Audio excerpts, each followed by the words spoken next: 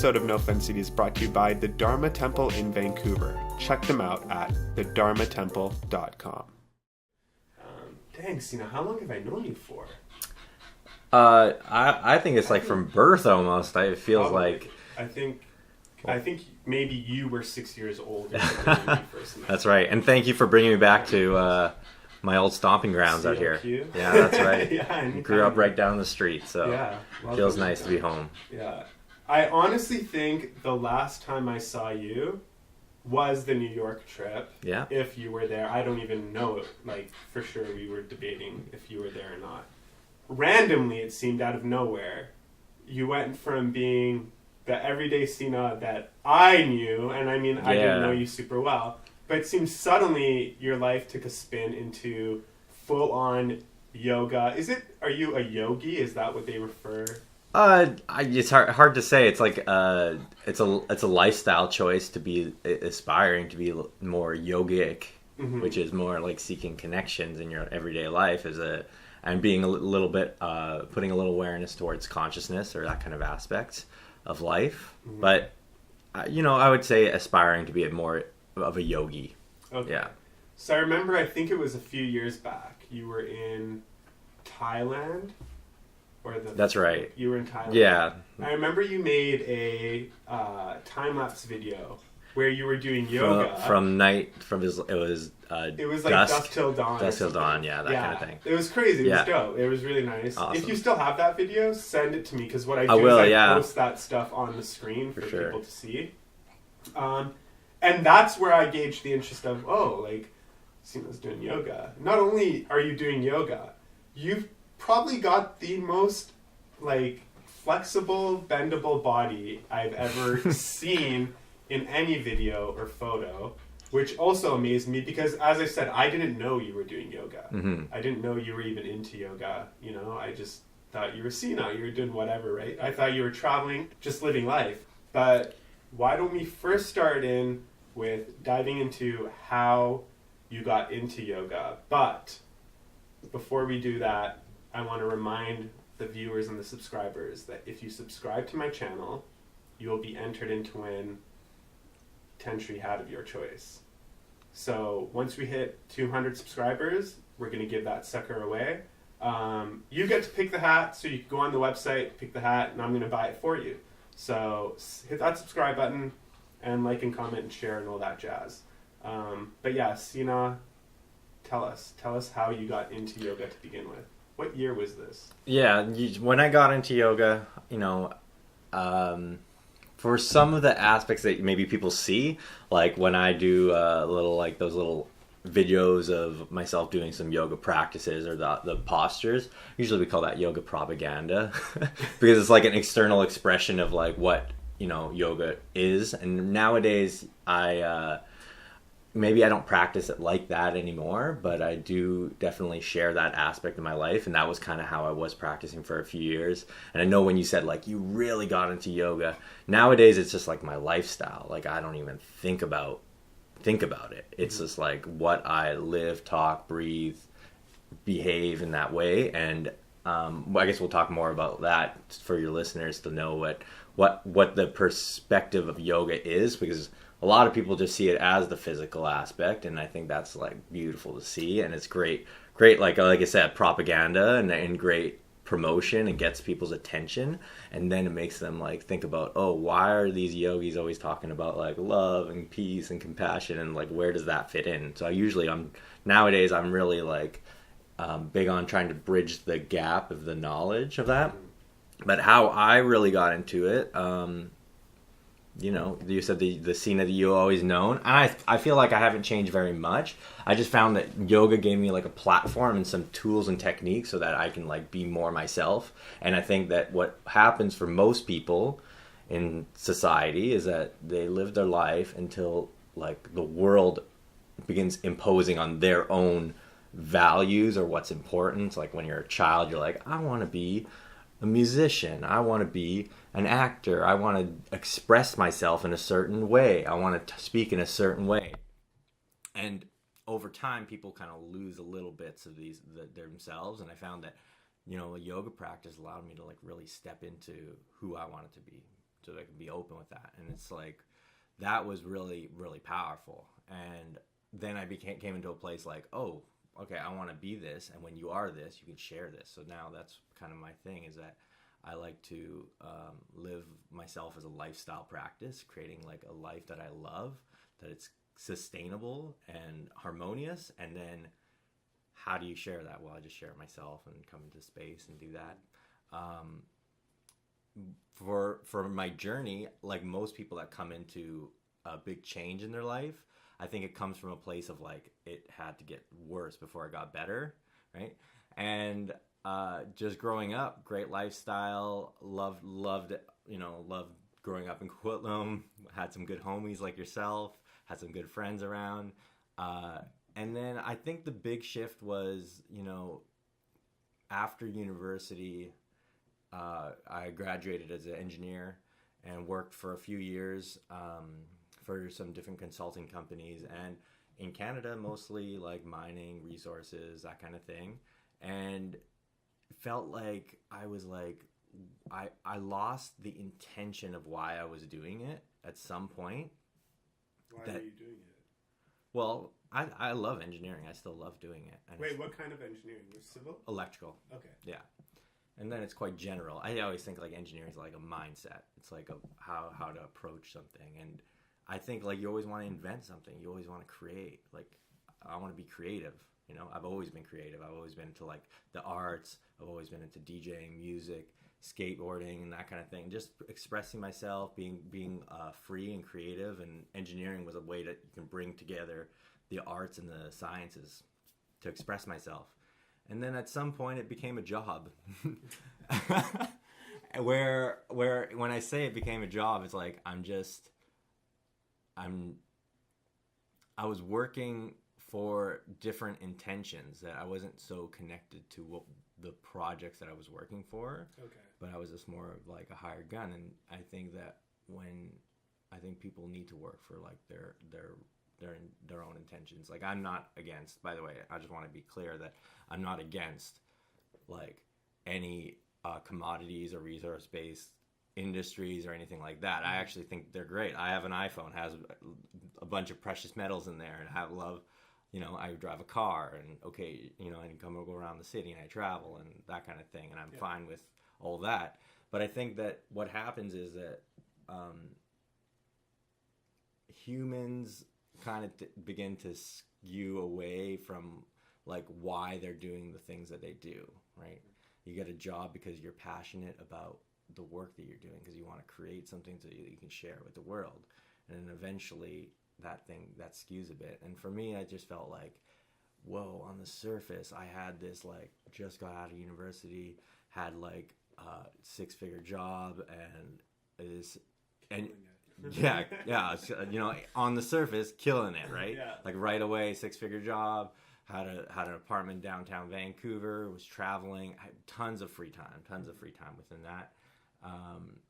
Hit up like old music festivals around the world, had a lot of enjoyments, had all the pleasures, and yet there was a sense of like, something isn't satisfying me here, right? Mm-hmm. In this facet. And I saw that within the some of the industries is like, you lose why you're doing this. Mm-hmm. Okay? And for me, doing yoga and with being in it, it began to give me like the inner guidance to figure that out, right? Like unlocking what people would call your intuition. Like, that maybe taking that job isn't exactly the thing, but on the surface and from social norms, it may be the right thing, right? And on the surface, hey, how could you say no to a 6-figure job right outside of school kind of thing, right? I think a lot of people don't comprehend what you're talking about right now. You know what I mean? I hear you. Yeah. No, I respect that. Yeah. But I understand it. Yeah. But I was always free-willed. Like, I always did what I wanted. You know what I mean? Like, for even this podcast, like, I don't have to do this. I just do it for fun because I enjoy it. For sure. So similar basis, I mean, this doesn't make me money. Mm-hmm. You've transitioned into yoga, but it also is a business kind of for you now, right? Like, I mean, you don't do engineering anymore. No, I don't. Right? No. So how did you let go of that? Because money, I mean, is important. It's and good. I mean, you yeah, don't have totally. to. You could still do yoga and do engineering. You know what I mean? Yeah, You could still go to the yoga for sure. class. For sure. And one thing I want to talk about in a bit will be the difference between yoga practitioners in the sense that I feel like there are these moms that just go to yoga and leave, but then what you're talking about is a completely different type of yoga. It's like a yoga on another level. Yeah. But rewinding back to the whole engineering thing, how do you let go of that? How do you let go of that money for that slight bit of happiness? Yeah. Well, the thing that people seek for the money, like say somebody is like you said, most people are just living for the dollar, and they're thinking, I want the money. Well, why do they want the money? Why? Because it'll make them happy, right? Essentially, it'll make them happy. That's what their thought process. You buy a house, buy a car, Yeah, so that they can be happy, generally. And I think that that's the premise. And I think that, hey, you got to have money. If you don't have money, and you're thinking like that, you need to be happy, right? You need to get that to be happy, and that's kind of where most people are at. I think that's okay, and even for myself, like I definitely need to keep a certain standard of living to be comfortable, to be able to get around, to be able to do what I love. Yeah. But when you begin doing like a yoga practice, I think you kind of tune into like what is the things that are truly valuable in your life. And money is valuable, but why do you want the money, right? It's quite surface. It's like, hey, I have a family. I love my family and I really want to support them, and I really want to do the job that I do so I can maybe get more free time to spend time with my family. So when you start situating your life into categories of values, or like what is truly important, right? Having the time like for yourself, having whatever you do to make your income, and then having free time to do like the passion projects, like the podcast, having these conversations. I think you have to put value towards what is important, right? Yeah. So it's kind of like taking the time in your life to organize these things compartmentally into like what is really important. And once you have your values in place, then you can do things with. So what are your values? What are my values? You know what I mean? Like, yeah, that's right. Because at some point, my whole point here is like, at some point you said, forget this, I'm going to go do yoga every day. Or you know what, like my focus is yoga. So like obviously money wasn't the factor, right? So what was the final straw that kind of you determined, you know what, yoga for life and forget engineering? Like, will you ever go back to engineering, or will you would I ever go back to it? Yeah, it's hard to say. Like I have troubles like putting things in too many boxes. Like I think I have an engineering mindset and an engineering approach to most of my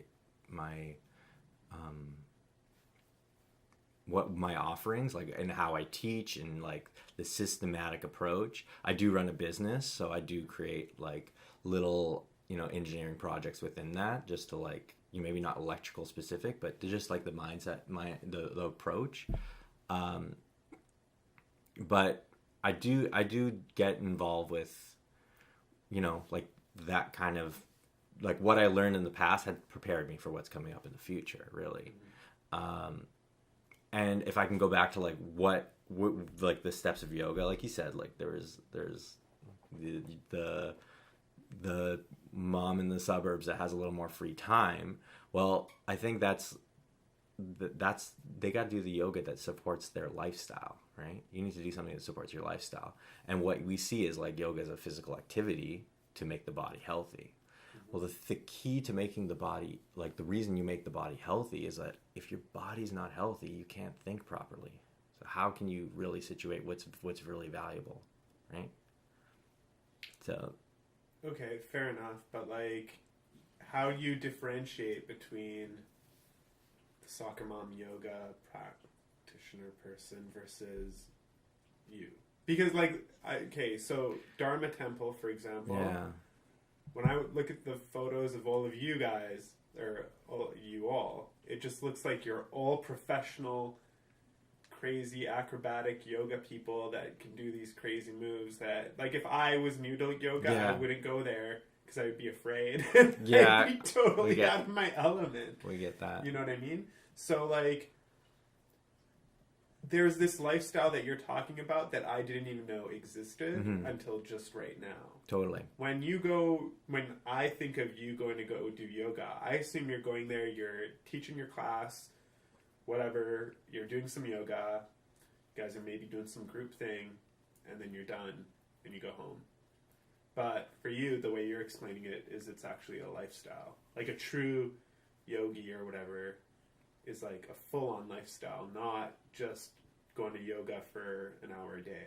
For sure. Well, if you, like, here's an example. If you wanted to get someone to work on your lighting in this place, in the house, would you get just anyone that, like, knows a little bit, or would you get a professional that spent the pro? So when you look at that, like, say you need, like, an electrical engineer, not to plug myself or anything, but if you need, like, an electrical engineer to come in, you're going to get somebody that has been trained, that has spent the years in their knowledge, that is passionate about what they're doing, that keeps working towards giving you the newest and improved, best updates on options and technologies that they can bring. So for myself, as somebody that wants to provide a service, you know, I live my practice. I live the yogic lifestyle. So for me, it's like, if people are, I know there's like a bit of like hesitancy of the everyday person wanting to maybe come to Dharma Temple because of the way that, oh, maybe I can't do that. I can't get my leg behind my head or whatever it may be. But wouldn't you want to learn from somebody that has been there, that can guide you? Of course. Yeah. It's like, and I think like, it's like an overweight personal trainer or something. Like, what you wouldn't take advice from somebody that's a personal trainer that hasn't had the personal experience themselves. So for me, I practice in that way. I practice in a deeper sense, mostly because that's like a way that you can provide that guidance to others, mostly on a spiritual level, I guess, right? On the deeper level. So that's kind of why I feel that, you know, I love this practice. I love the mental clarity it gives to help navigate, and it gives a lot to everybody, really. So when I get people that come to Dharma Temple, it's like there's not really a certain group. It's not like just people doing physical practices. Like, we get mostly musicians, we get people that are going through university, that are growing. We obviously get some people that, you know, are just everyday people that are just doing some sort of practice that helps them keep their bodies healthy, of course. But, you know, we get people from all facets of life, right? I think a yoga practice is to balance your own individual conditions, whatever they may be, right? So you left engineering, right? Yeah. And then did you open, like, the business, like Dharma Temple, right away? Like, how did that... You went away for a while, though. Did you go to New York or something? So the going away was, like, the education, like, practicing to be the professional. It's like, you know, for myself, like, having done, you know, an educational approach to engineering, I feel like I had to do a lot of work to be a yogi, to, like, see what that's about, right? So I really committed myself to it, practice. And that's when you saw me in Thailand and spent some time in India and lots of time in London and New York City. I go to frequent New York City. That's where my teacher is at. And seeking out the best teachers, seeking out the people that have come before me. And for me, that's always been like, that was like kind of an educational time in my life, of like learning about like where is yoga now, like what are the different forms of yoga, what's it really about, and learned quite a bit. And then I eventually came back to Vancouver, where myself and my business partner, we opened a space. So we opened up Dharma Temple eventually, and we started sharing our own way of sharing yoga there. And how long have you guys been open there for? We've been there for 3 years. Okay, nice. Yeah. That's awesome. Yeah. So, okay, backtrack a little bit. Sure. So, how long did it take you? I mean, I don't know if you were doing yoga while you were in engineering. Were you? I was. But were you more doing just like the mom class? Yeah. You go for like a hour a day and come back? I had an interesting experience because the first yoga class I took, I definitely, that was like a turning point right away for me. You know, I was grateful. I was probably at the right place at the right time. I was already going through like some shit with my work. It's just like I took this job and it just was like not aligning for me internally, but didn't have like the confidence to like make a change. I was like, oh fuck, the money's too good, or you know, like they give me weight, like on the surface the job is good, but then there's some repercussions that weren't in alignment with, you know, what I really wanted to do. So for me, when I took my first yoga class, I did feel like, oh wow, like this is powerful. Like I definitely felt like physiologically my body was healing. I've had meditative experience to the slightest, and I was like, wow, that's incredible. So I just kept on going, and then, you know, I just kept on going deeper and deeper and practicing, and then going away for work and coming and practicing daily. And eventually I found like I saw the benefits physically, I saw the benefits mentally, even with my work. I just felt clear. And it was interesting because I was like progressing in the work, but those things that were out of alignment in my life, like whatever they could be. There could be like diet stuff or relationships that need to like be redefined, or my work relationship needs to be redefined. Everything slowly started shifting a little bit here and there, and then eventually came to a place where I was like, I just can't do this anymore. You know, I'm pulled too much in this other direction, and that's kind of what the natural flow for me. So I took my time. You know, you can expect how it's like if someone has like a skill and talent to like play the guitar, well, it's hard to make a living playing the guitar, right? Yeah. So and yoga is a similar thing. You know, I don't think it's something that, you know, I didn't get into it to make a living. Yeah. That was never my thought. So I did work for a while, and that's why I had a conscious approach to how I was kind of like phasing out of that. And I knew I had a lot of skills and talents in like business, commerce, economics, engineering. I have these other things, so I wasn't really worried about like if I would survive. And at this point, you know, it's interesting. I was pretty destined to have my own yoga space, because I do have those other skills and talents that help support the business as well, right? And along with my own personal practice. And nowadays, I don't really take care of the business side. We kind of like delegate a lot of that, and I more do an overview and then share most of the classes. Nobody wants to do admin work. You know what I mean? That's right. That's everyone I talk to. But it's a necessary part of it. Of right? course. I mean, it has to happen. But like 99% of people that I talk to that don't want to run their own show tell me it's because they don't want to deal with the business side of things, like the administrative business, like paperwork, whatever it may be. It's interesting that you mentioned that, because I don't want to do it either. But okay, so it seems that you were in a bit of a better position than most, though, to do this. Because you had worked in the engineering job, you probably had some saved up from the awesome pay, right? Yeah. So that helped you. That probably helped secure the decision of I can now let this go, move here, and still feel safe. Yeah, I was able to navigate the situation pretty well. Like obviously, like, you know, there was a point where I was like, okay, I feel like I'm ready to switch, and I probably stayed on for a bit longer. But I think like that all comes with due time. Like everything happened naturally. Every action came set up the next action for myself, and it lined up perfectly. But like I said, I took a long time off where I was just traveling, finding teachers, finding masters around the world, practicing, traveling alone, practicing, living off like a simple, light yogic diet, and just living like that for a while. And I think that, as simple as that could be, you definitely need to have preparation on how to do that.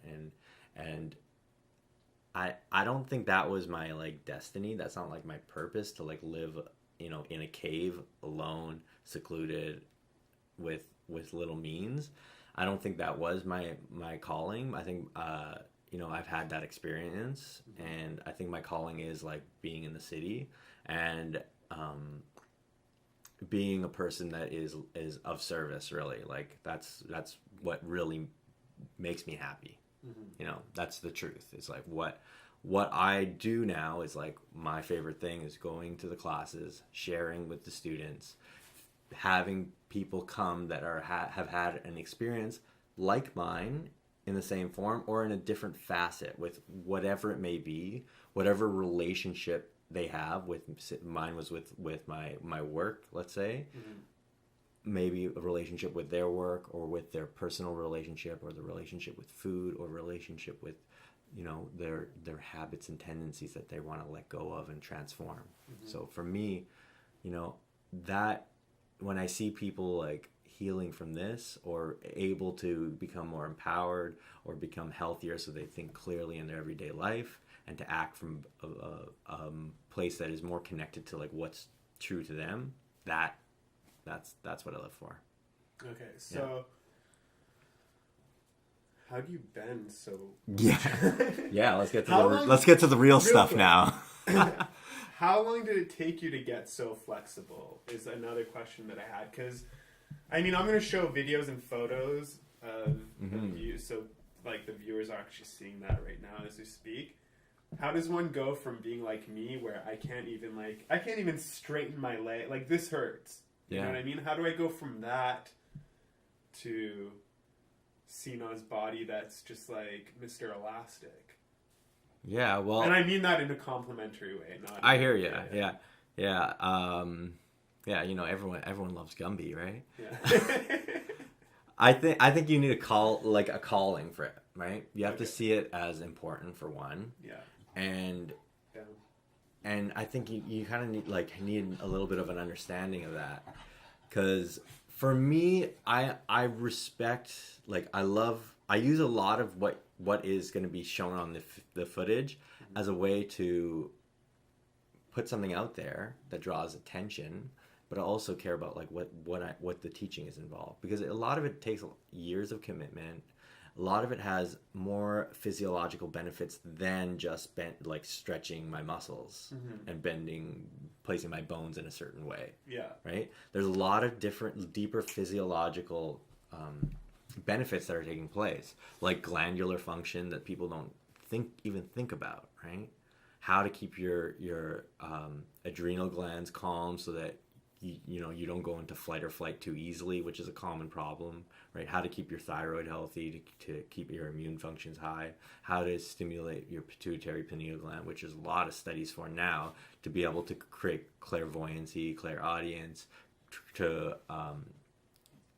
cultivate your inner intuition, allow the natural intelligence of the body to be find its organic way to go. And for me, the physical practice is a great form. It's only one form of yoga, so there's a lot of different ways of approaching the purpose of yoga. But I think for me, it takes it within a physical practice and within deep listening and the breath, and more what it takes is a lot of time, consistency, and time. Hey, you want to stretch your legs, stand in a forward fold, but can you do that for 10 minutes? Doesn't sound. No, I can't. Well, you can practice, and then over time it slowly increases, right? Yeah. 1, 2 minutes, 3 minutes, and then eventually you'll be able to shut off the mind, just stay, and then everything will change. And I think that for me, I think that working towards that and experiencing that physiological ability of becoming completely sedated to that imposed experience of what the posture is bringing, right? Do you know what I mean there? I totally get it. It's like it makes you feel a certain way. When you're in a posture, you're like, I want to get out. When you're stretching your leg, like, I want to leave. And can you stay? Can you stay resilient? Can you stay there? And that experience begins increasing your willpower. And when you develop your individual will, well, you're able to use that practice of increasing your individual will, your gains. You increase your will, and then eventually you can learn how to do that into whatever aspect of your life you want to do, right? Totally. It gives you direction. In the summers, it's only the springs and summers because the weather here is crap. Yeah. I do, David Avenue? I do, yes. I run all of David. Yeah. All the way to the end and back. For sure. It's super long. For sure. I don't know, 10 kilometers or something, right? And I'll do that, like I'll start early spring, and I'll only do it once a week because just the first time I do it, my body feels like crap, right? Like it just hurts everywhere. Then it gets up to the point where I'm doing it 3 times a week minimum. And you're right in the sense that, like, once I start feeling that burn, I get halfway, because I'm going uphill, right? That incline. It's like a slight incline. Slight incline, but it gradually gets more and more Yeah. and more. And you get to this top point and it just goes down and flat. And it's beautiful. Then you come back and you got to go up that slight. Yeah. Then it's downhill and you're rocking it. It's awesome. But yeah, near the end, I just feel that burn. It hurts so bad. But once I start getting in the 3 days a week or more, I find that I love the feeling of the burn. Meaning, like, it hurts. Yeah. I hate it, I want it to stop. For but, sure. like, the next step I take, it just feels good at the same time. Yeah. I think that's the same kind of feeling that you're talking Yeah, about. yeah. I think, like, running is a great... It's like that's the thing about yoga practices. Some of these are, like, specifically designed to get what I'm speaking about. Yeah. Right? Get the benefits I'm speaking about. But running does that as well. For, like, a marathon runner, what's the first thing that gives up? The mind. Oh, The body can go a lot longer. Yeah. Right? Like, you see people, like, their body's going right to the end on like, a marathon, and they're just, like, dragging it. Right? Then it starts to go a little bit. But for most people, their mind goes first. Totally. Right? So if you look at a yoga practice, yeah, there's, like, the physical part, but using the physical to get into the mental aspect of it. And then that's when I love what you said, because you're like, you begin to love the burn. Mm-hmm. When you start to get that mindset, it's like a switch in your awareness of life, that you're not just seeking, like, the easiest thing. You're, like, looking for, like, not like you're becoming an emancipator of yourself, but you're trying to think of, like, oh shit, here's what's causing me problems and suffering, and I'm going to go right for it. Because you know that when you start feeling that burn, you're like, yes, this is where the gains are. Mm-hmm. This is where I can improve. So can you go back and talk about, you were saying how some of the exercises you do benefit your body in certain ways. So can you give examples of that? Like are there specific ones that are pretty generic? Yeah, they all have different benefits. Obviously, like, some are targeted for certain parts of the body. I usually teach a practice that is a bit more, like, I don't know, I want to say holistic. Yeah. In the way that it's well-rounded, that you can target, like, every aspect of the body, and on every level. I think, like, I hope I don't miss the levels, but it's like your skeletal structure, your muscular structure, the cardiovascular, right, blood flowing through, the endocrine system, glandular functions, right, the nervous system, right. In yoga, there's some subtler aspects that they talk about, but you kind of want to hit everything. And a good way that for the physical practice, when I, like, approach it, like, when you say, like, I can barely stretch my legs, I really don't personally think about my legs when I'm in a yoga class. Mm-hmm. I mostly think about, well, what is what is a Western approach to thinking about mental clarity? Well, they think about the brain as the mental clarity. Okay. And the brain is connected to your spine. So when I think about opening up using the body to develop that benefit, usually I access it through the spine. Mm-hmm. Okay, I see what you're saying. Yeah. So as the spine being the center channel, I would say that most of what I do, I think about the spine and what it's doing and bend it in every way possible. And there's only a few ways that it does bend. Mm-hmm. Forward folding, back bending, lateral movement, right? And twisting. Okay. Right? That's what you can do, really. So, and then there's obviously like for cardiovascular, you can go upside down. There's a lot of benefits doing headstands. There's a lot of physiological benefits. Helps drain the veins of the legs. Lots of people's legs are inflamed, mostly just because you're upright all the time, and then the blood begins to pool there. The thighs and quadriceps are like where you house most of the blood in your body. So it's kind of good to drain that out and then flood the other parts of the body and then bring it back.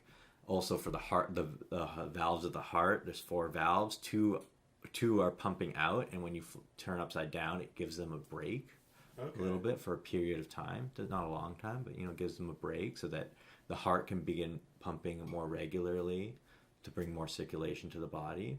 So I think for me, like, I usually I've gone through the work to break that stuff down. I have the understanding. I offer teacher trainings every year, and this is where we kind of like teach the teachers about the stuff. In each class, I bring in like a little teaching on like what can benefit what. But really, it eventually becomes a holistic approach, right? It really becomes like when you can clear your center channel, your spine, and you can think clearly. This is what the yoga poses are for. Good health. I don't want to get too esoteric on it about all the details, but if you have good health, when you can think clearly, you can make good actions. You can make the right decisions. That's it, right? So for me, if you can be healthy in your spine and you can keep your spine tall and your chest is open and you're feeling confident, you're usually making actions that are like connected to what you want to do. It gives you more direction. So I just try to allow the physiology to speak, right? Do the practice that makes people feel tall, makes them feel confident, makes them feel royal, or whatever you want, however you want to phrase it. But once you start feeling that way, people will make their own decisions. Totally. I'm confident, but I have the crappiest spine and shoulders ever. Yeah, that's right. Well, I do my best.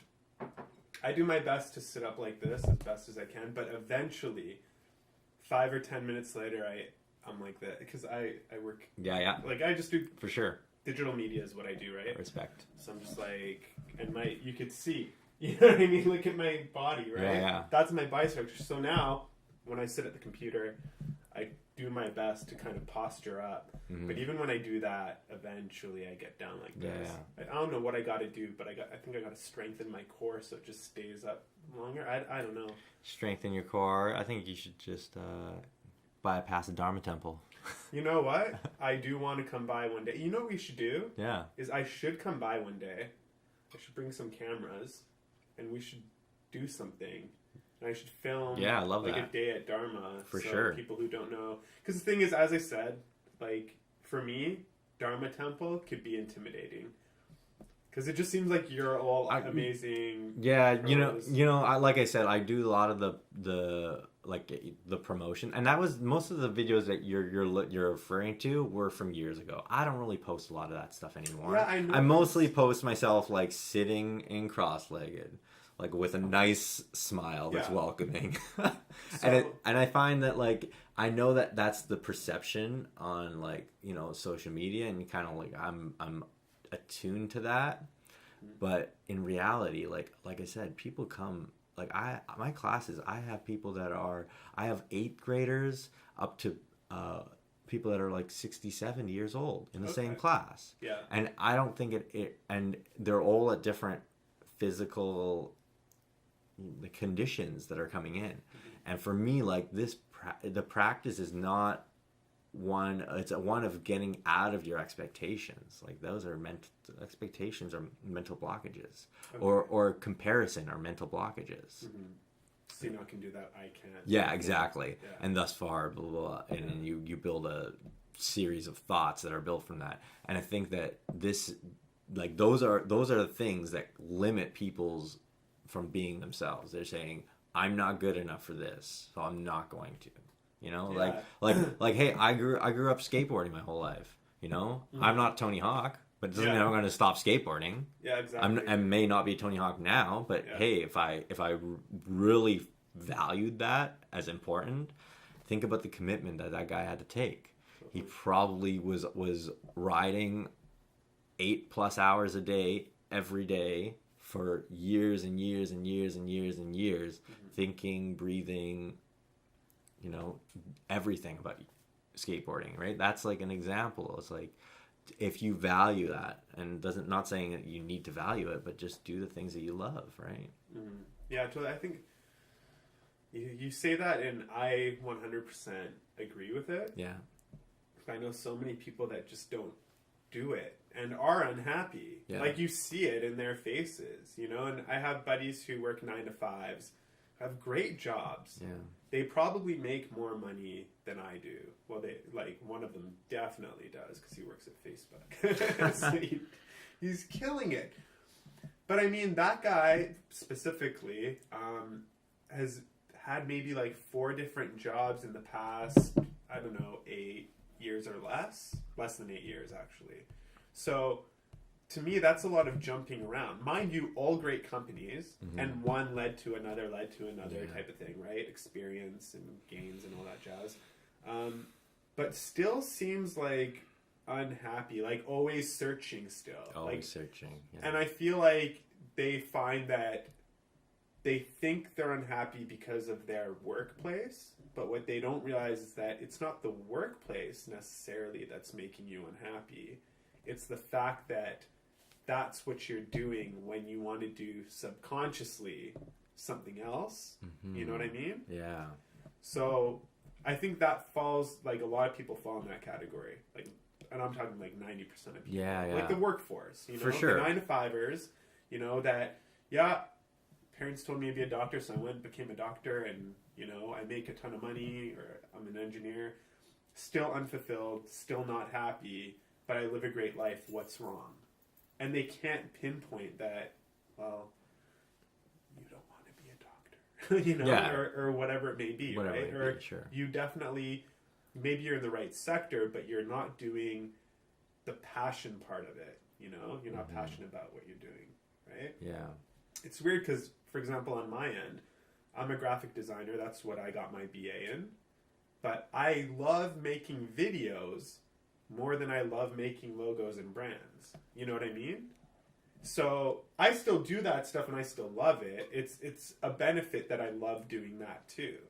But if somebody gave me the option, you could either make videos for the rest of your life or you can make brands. It might be a little tough for me to pick, but I'm probably going to pick the videos. And filming and editing is something that I just fell into. It wasn't even part of my program. I just learned how to do it. It just happened. And then I just fell in love with it and kept going and kept doing new things and whatever, right?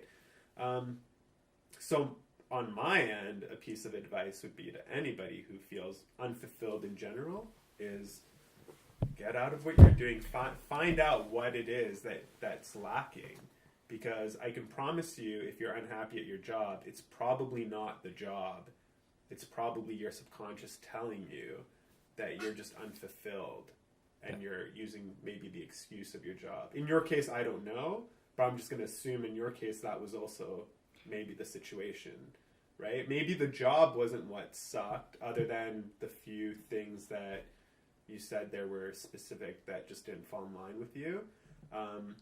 But maybe you were even searching for that subconsciously to find those things in order to come to realization that, hey, I can't do this anymore. Yeah. And I'm out. And it's really hard. Like, I can't imagine, you know, if I got into working right away and I was making 6 figures, man, it would be really hard for me to leave that. For sure. Like, really, even if I dreaded it. And I'm sure a lot of people would have loved to have been in that position where it's like, and I want to make 6 figures, right? I guess that goes back to the whole conversation of happiness. But dive back into real quick the business, so the Dharma Temple. Yeah. Let's talk about that a little bit. I'm happy to talk about that. Yeah. I think this is actually the perfect conversation to talk about exactly what you talked about, because if you hold on 1 second. It was camera, shining. so No, yeah, it was shining, and I'm like, is that a hair? I right. thought it was wool at first. yeah, I don't know if it's your dog or mine, but No, it's all good. It was just regular hair, like human hair. That's all good. Funny. Go for it. Talking about what you're talking about, it's like, what do you do in your profession to do the things that you're passionate about and do the things that you that are necessary, right? Mm-hmm. Like you said, doing graphic design, it's necessary for you, and I'm sure you'd rather do that than some other things. I think there is a place where you have to put your, and it's not like an overnight thing. It's not something you answer as a second. This is like a meditative daily practice that it's gonna change too.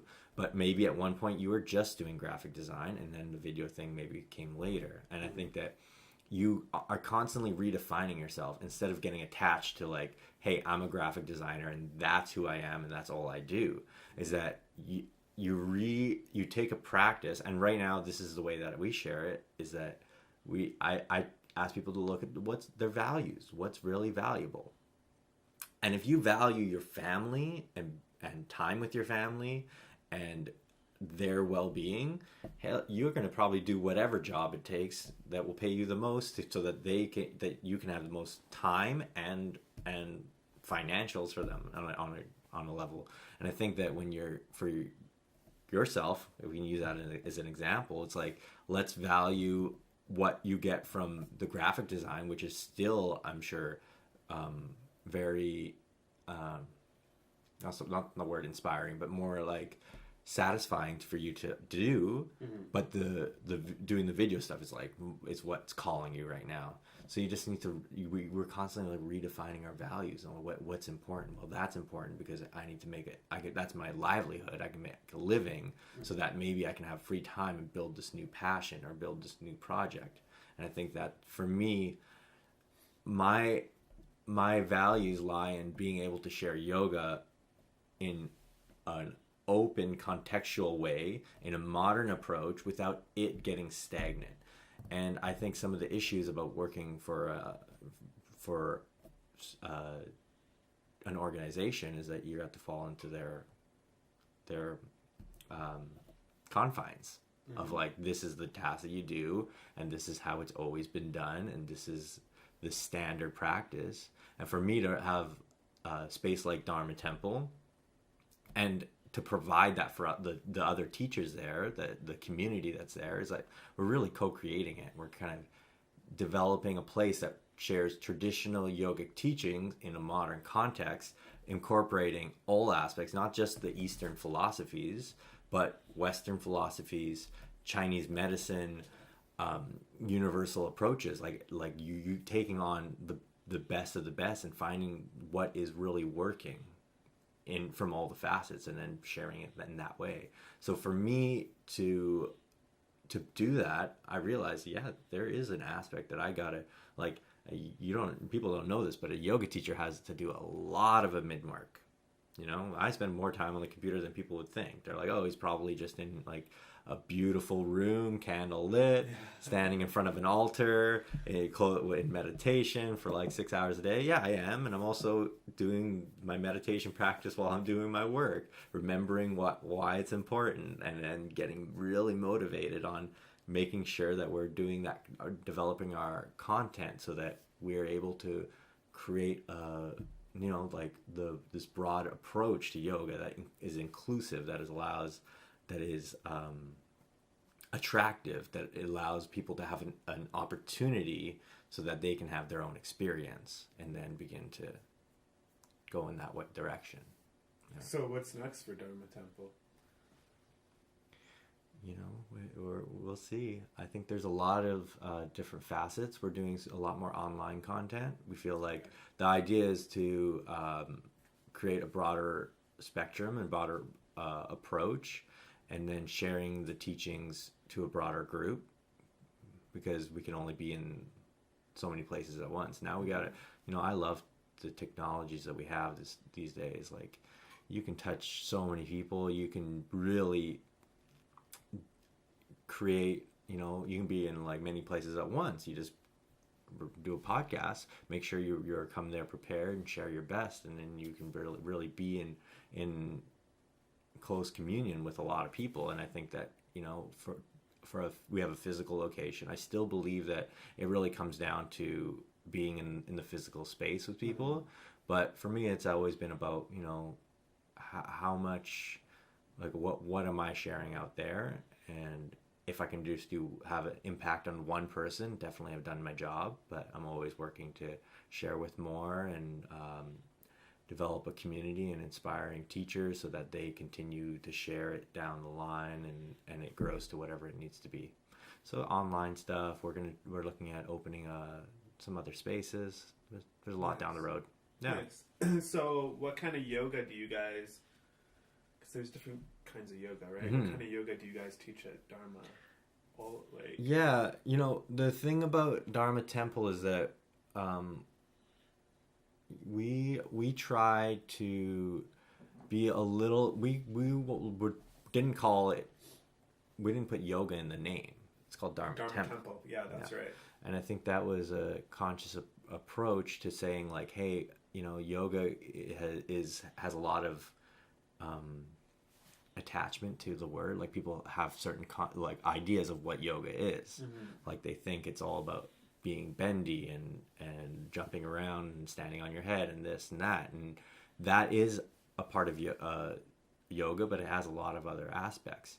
And then now that from my own understanding of the intention of yoga, and I like to give a lot of credit to Eastern philosophies, because they've done a lot of work in these areas. But from my experience is that every culture around the world has done some aspect in the sharing yoga in their own way. From our own land, from the Aboriginals and indigenous people of our communities, it's like they have rituals and ways of honoring the land and using nature as a way to be their teacher. Mm-hmm. Right? How to behave amongst each other, how to give thanks for what you get. Like, there's a bunch of rituals that come into place that really are there for people's right relationship with their environment, even from our background, because we're both Persian. Yeah. And there's an amazing stuff that comes from the Persian culture and from Sufism, which is like the mystical side of Islam. There's a lot of openness that is in direct alignment with almost all the yogic teachings. Mm-hmm. And then down south, in Peru, they use a lot of connection with nature, a lot of indigenous communities. So for me, we wanted to create Dharma Temple because we found that it was like a little more universal approach to this, because every culture has some sort of form of temple, some sort of place that they would commune to do these practices to drop away, their individual egos and individual stuff, and really connect to a whole and connect to their own the purpose or a purpose or whatever it may be. So we're trying to bring down kind of those walls without there's a lot of resistance with religion and spirituality in most people because of shit from their past. It's really their own stuff. That's really what it is. It's like they had a bad experience with something, and I think that I honor most people for that, and I was like that. I grew up on Simpsons, and that's totally an atheist approach to living, and I'm like, oh, that I'm still in I haven't changed very much. I have that kind of approach, but I also think that you can't throw out the baby with the bathwater, right? There's a lot of good things that have come through from different rituals and religions and practices, and bringing back, nowadays people have just rewritten all those traditional practices. They're saying oh, well, I don't like to pray before dinner, but now in the area of self-help and self-improvement, they use gratitude practices. It's the same thing, you know? What's a gratitude practice? It's like giving thanks for what you're given. Okay. So instead of coming in a place of like living in a place of lack, you begin to live in a place of abundance. So you have an abundance mindset saying like, hey, I'm great. Look at the things that you're positive for, and then it bring more things to bring positivity into your life, right? And acting that way. And then you begin behaving differently, which will begin bringing positive patterning. It's kind of subtle. Like I would, there's a lot to talk about in the short time we have, but I think that like you mentioned, like how your friend was working for a company and he was seeking something and he almost didn't know what he's going through. Well, what that might be, and I don't know your friend, and I'm just using this as an example of somebody that is going through a patterning, is like they're going in a loop and they're stuck in a loop doing the same thing, right? And on a subtle realm, like you were speaking about someone that had this addiction problem right before we started the podcast, right? Someone that has an addiction, well, an addiction's a loop. It's a tight loop that they're stuck on, right? Whatever their fix is, whatever their patterning is. And a lot of like there's some addictions that are hard to cut, and a lot of human nature, and not just looking at it as a problem, but thinking like, hey, we have evolved from a caveman. Like we had primal instincts. We've done certain things to protect ourselves, to that helped us survive for our own evolution. And what are we doing now to let go of that so that we can evolve further? The issue is people get stuck on doing the same things, right? Like the money thing is something like nowadays, you can live off a few dollars for food, but you feel like you have to have more, right? And to sustain, or you... I was just going to say, I'm like, really? You can live off a few dollars for food? Yeah, it's kind of hard. Vancouver is a tough place for that, right? But you can, there's ways of creating a healthy ecosystem here. But like, I think that people have their primal instincts that are still ruling their lives, right? Primal instincts that are still ruling their lives. And there's some things that are done on physiological levels, right? Like things that are the need for shelter, the need for security, without having the trust. And I think like we're constantly evolving, and you're just caught. When I say primal, it could be that you've purified yourself so much, but you're still doing the tendencies you did 6 months ago. But that's not serving you in this moment anymore. Right? How can you be present if you're still doing the same shit just because it's subconscious behavior? So it's constant rewriting. Okay. So a practice of gratitude is something that can rewrite a negative pattern of a negative mindset. Living in a lack of not enoughness can create behaviors of not enoughness, and it shows that those things can change over time if you change your pattern of thinking. You cannot just stop the negative action. You have to replace it with something else. That's just the way it is. So what you got to do is have some sort of practice. So when we say like this is back to like where Dharma Temple is that it's taking on the traditions of the entire world to find the best practices that are to serve us right now. Yeah. And you need to have the routines and rituals that will serve your lifestyle and serve your life. Okay. Right? So when you have somebody that is like that, they need some sort of practice that is introspective, that allows them to see that, and then to learn to create a practice that makes them more loving, more kind, more compassionate, and one that eventually will serve themselves. But don't you think that they don't know? Like, they kind of don't see, like, they're fogged, right? Yeah, like, they don't know that that's how they're coming across. The only thing is to do is that they need to be around another yogi at some point. They need to experience what it is. Dharma Temple. Yeah, they need to experience it. Like, that's what it comes down to. That's why yoga is like beyond any like of the religions, because has these practices that are a direct experience. Of course, I say the rituals and on all religions and all indigenous communities have some sort of rituals that they do and routines. And yoga practice is no different, And I find it. I don't want to segregate anyone by bridging the two of saying like yoga is this way of religious practice, but it's a way for you to come and observe yourself, so that the religion that you adhere to is not a book. It's one that speaks to you through your own physical body and through your own tangible experience of life.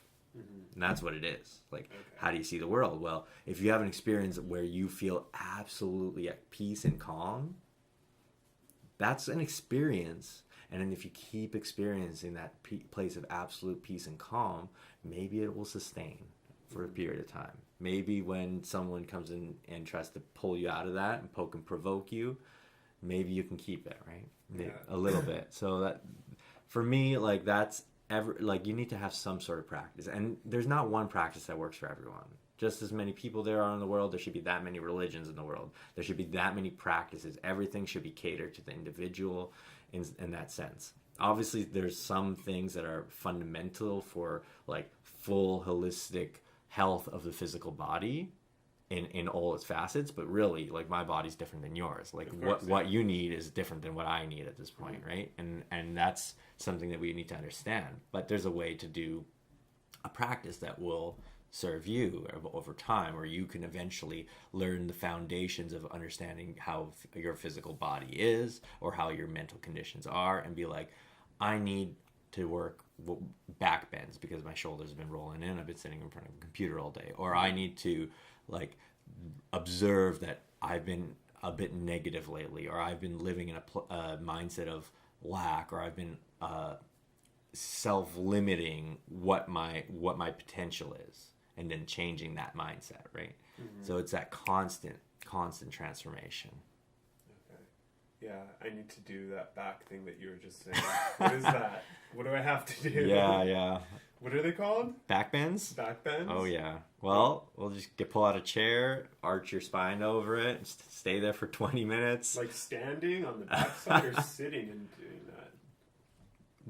What do you mean? I would do it, for yourself. Yeah. I think you need instruction. For someone that's new, everyone needs instruction. Of course. And like you said about your friend, it's like, how does he see it? Well, you need some sort of guidance from somebody. Yeah. I feel like this, like, a lot of traditions in the past has always been like this student-teacher relationship. If you look at, like, in yoga, it's always a guru-student discipleship. Yeah. Or even education systems, they're always a teacher.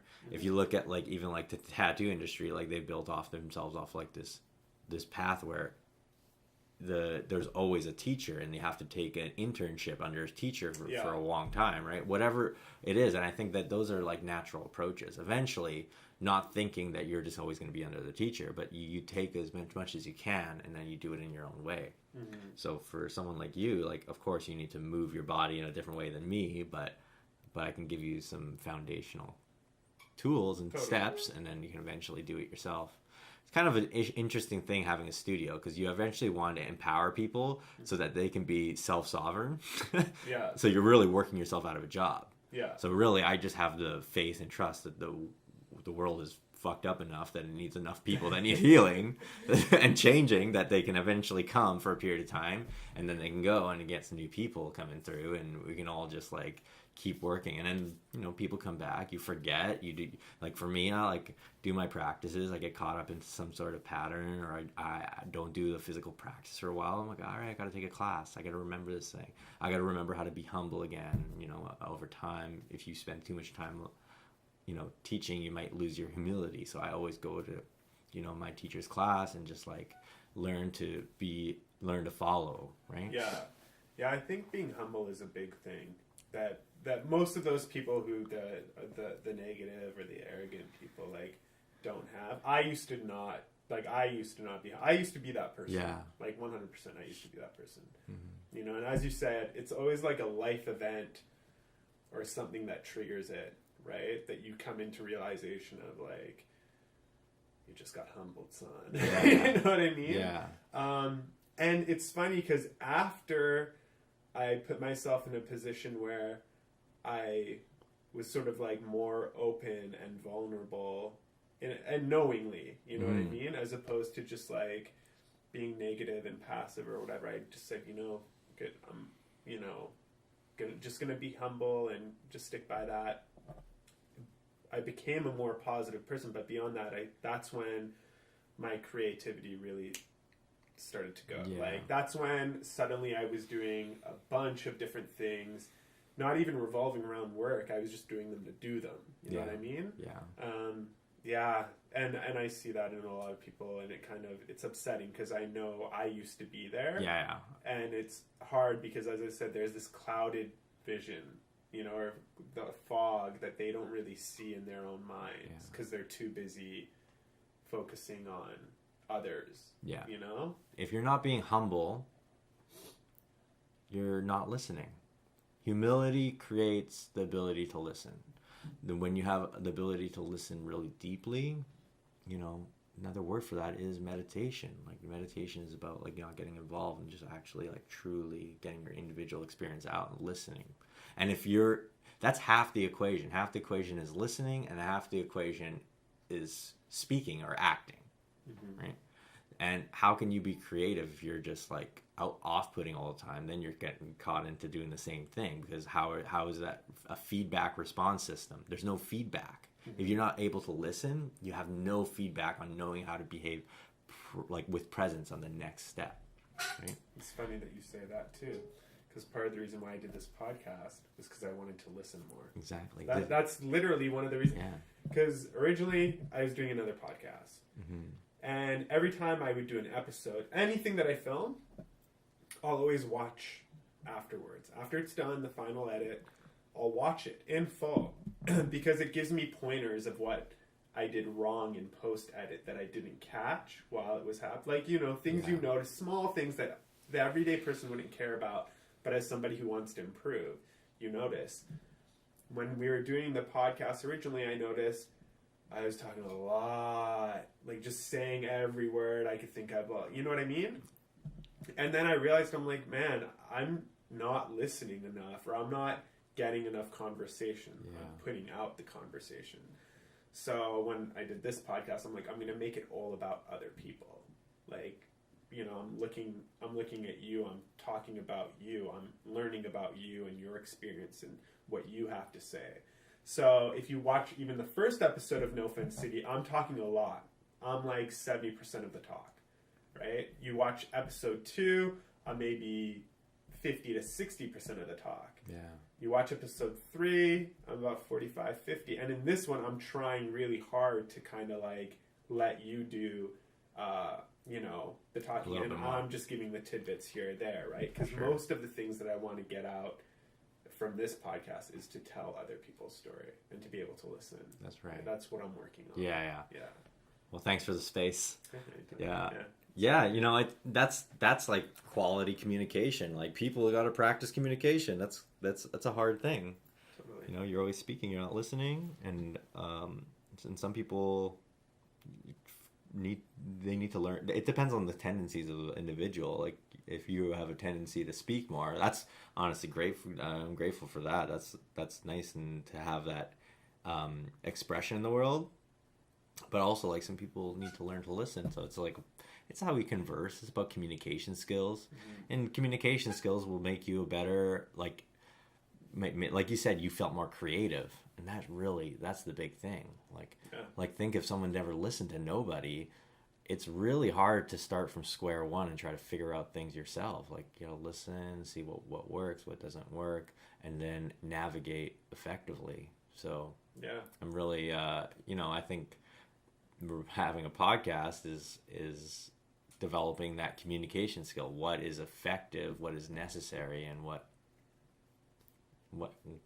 can you slowly filter, and it's just like ironing out the wrinkles of that, right? Totally. And this goes back, like, you know, honestly, like, I was so arrogant when I was younger, in the sense that I did feel like I was a know-it-all. You know, like, looking back, I totally was that know-it-all, right? Whatever, now I'm in the point where I'm learning to listen and learning to sort of, like, appreciate others more, you know, and what they do. One thing that I really appreciate, and this is, like, everybody that's part of my network, is when I see other people doing amazing things, it makes me feel good. It's a weird way of saying it. No, that's nice. Wow, like, that's awesome. Like, for sure. The beer bottles you mentioned. For sure. My friend Richard makes those beer bottles. He's friggin' talented as, like, hell. Yeah. You know what I mean? And I collect those bottles not just because he designs them, but because they're beautiful, right? So, and that goes even to you and your yoga. And I look at you and I'm like, wow, a master of his profession or his industry or whatever, right? And the success level that grows with that. So now when I look at other people, and I don't look in, I look out, it actually motivates me even more, because I see what you do, or I see other people succeeding in their own field, and they're not necessarily the smartest people, right? Like, Richard isn't friggin' Harvard smart, not to say that he's dumb, he's not, but he's artistic, creative, and he has that side of a sort of, like, discipline. But he's just really skilled in what he does in his craft. And that, like, I get in awe of that. People that inspire me like that, I just get, it pushes me to do even That's more. right. You know what I mean? Yeah. And a side note, I'll say this much. Richard's art is actually what was the catalyst behind the logo here that I created. And is that a crow or a... It's a crow, yeah. Yeah, which is more makes sense because it's a city. I was gonna say, is it a raven? But ravens don't really hang out in the city. Yeah, somebody else thought it was a raven too, but I mean, it could be. The ravens are in the mountains. That's right. It wouldn't. Yeah. They're around. Yeah. So you know, his artwork, the inspiration I gained from that allowed me to develop a logo for the podcast that looked cool and similar to his style, that I don't even do that style usually. I mean, if Richard did this, it would be much more amazing too, not to say that this is crazy, but you know what I mean? Like, I was able to take inspiration from his work and relay it into something that I was creating into my craft, but still make it my own. Yeah. So, yeah, man, it's interesting that... Like, well, usually for me, sorry to cut you off but like, usually when I am talking about, like, the thing that I'm passionate about and the thing that is my field, which is usually like the practices of yoga, and I usually am a little more like, okay, like I'm understanding that this is what I need to share with people. Especially depends on the context. Like, hey, I know that you lead a podcast. Well, you have a broad sense, and I'm not going to come to you and tell you how to go work as a graphic designer. But when you're speaking about that, it's like, that's your field, and I'm sure, like, there's a sense of confidence and knowing that comes through with it. So I'm going to be extremely attentive, and I'm hoping that you're going to be expressive on that. But usually I'm pretty quiet. I like to listen a lot. I hope that it works for the podcast, because, like, usually I do practice listening, but when I come into, like, a yoga class, or I take a one-on-one session, or I'm doing a workshop or something, that's when I know I'm in the place of my field, and my expertise is placed in that place, and that's when I think we just gotta put everything out there that you know. But when it's not, like, it's hard to think like, oh, I know what to do. Like, I got, you know, it's funny, like, I got this, like, you know, like I said, I do a lot of business stuff for Dharma Temple, for my business, and it's like, I have to write a piece of code, and I'm trying my best to figure it out. And if I'm just sitting there acting like I know, which I tried to do, because I used to do that back in the day, I used to do a lot of coding. It's just been like half a decade since I've done any of that. I'm just, like, back, like, YouTubing things, trying to figure it out. And it's like, why don't I just find somebody that's in their field and ask them? You know, instead of thinking like, oh, I should know this, or I should know everything. We're in a society that's like, hey, you want to find the easiest way? It's like, before it used to be like, hey, fend for yourself, do jack of all trades, and it's like that wasn't needed there, where there was fewer people. Now we're like in a society where it's like, hey, let's just trust that, you know, the masters of whatever they're doing are doing what they're doing, and put our hands in them. It's like, instead of trying to design my own graphic, why don't I just go to the master and figure it out, right? Yeah. It's but like, still, a lot of people don't do that. Yeah. know? It's I think, like, you know, to find, like, to be effective in your life, it's like you have to use the resources at hand. Well, and right now, like, there's people that are professionals in everything that they do, and it's like, you know, a good business professional or a CEO doesn't do anything really. They just observe what is needed, and then they put the best people in place to do it. Yeah. Really. And what's their job? Well, mostly that's their job. Yeah. That ability to put everyone in the right places to do their skills. You know, it's like, you know, I can't even walk into Dharma Temple and think that I'm going to teach every form of yoga. I'll teach a hot class, and then I'll teach the slow yin classes, and then I'm going to teach, you know, all the aspects. It's like, well, I know what my skills and talents are. I know where I've developed myself, and I'm going to specialize in sharing the things that are important, that I find called to share.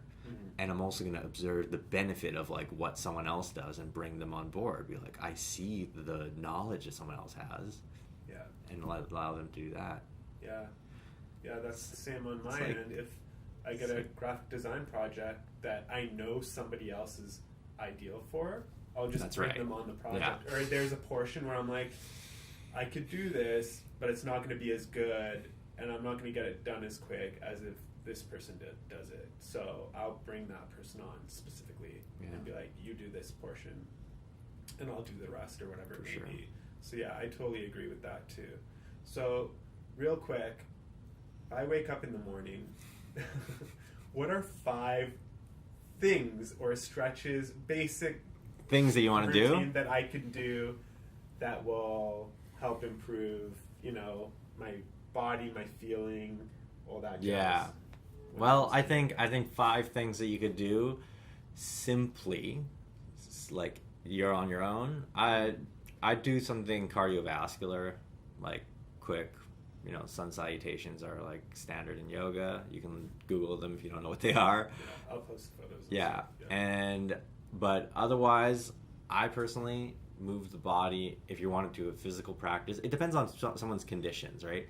This is the thing. Like, I'm starting to take it away from, like, hey, what are the practices? Physically, if you're physically inclined, you do something physical. If you're, like, intellectually inclined, you should, like, read something inspiring that's going to, like, motivate you to get out there, right? So it depends on what your tendencies are. But if we're looking at the physical sense, I would say look at the spine and move it in all its directions. Do something forward fold, do a back bend, do lateral movement, and then do a spinal twist. That's 4, and then maybe get upside down. Okay. And for flip how it. long do you do those for? I think you know there's certain things. It's hard to give someone a quick formula and the most effective approach, but yeah, I would just do like 5 minutes of each side, each practice, maybe less, 2 minutes each.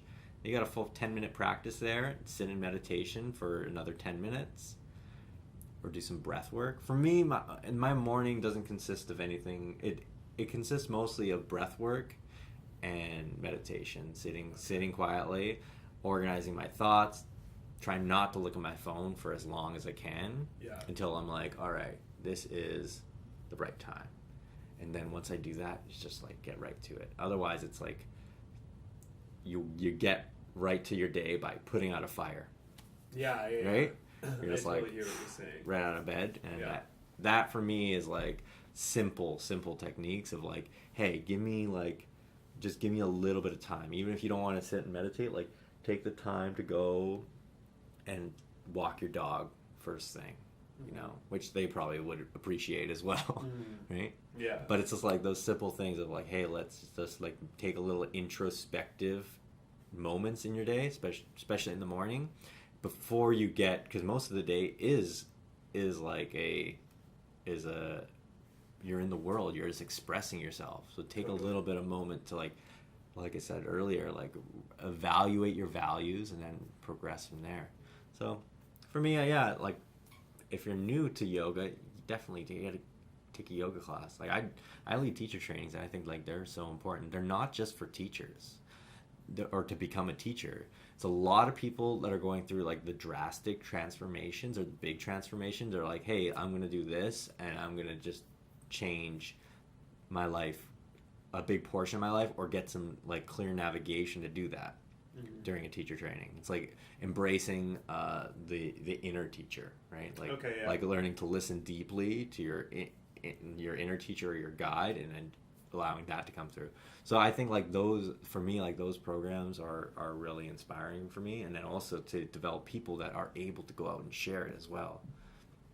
So for someone that's wondering about 5 techniques, yeah, there's a lot of content. If you look at Dharma Temple, we do like simple meditations that are about like 10, 11 minutes, and you can just do one of those. Turn on a video, plug in, do whatever the technique is. Usually it's like some sort of repetitive pattern that is challenging mentally. And if you can get your mental and willpower up, you can do anything. Right? Yeah, I need to do that. Yeah.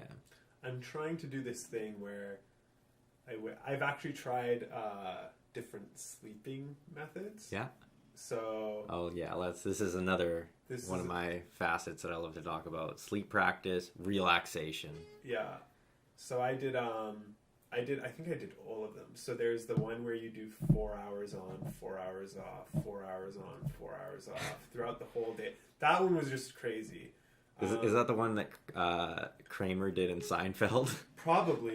But there are various different techniques. There's this other one where you go on, I think it's for like 10 hours on, 2 hours off, or 8 hours on, 2 hours off. And the 2 hours off is time you sleep. Yeah, yeah. So the 4 hour on, 4 hour off was really crazy because you couldn't fall asleep like you really had to get into it. It took like a week. Yeah. Right? I ditched that one 2 days in because it was just like, what am I doing?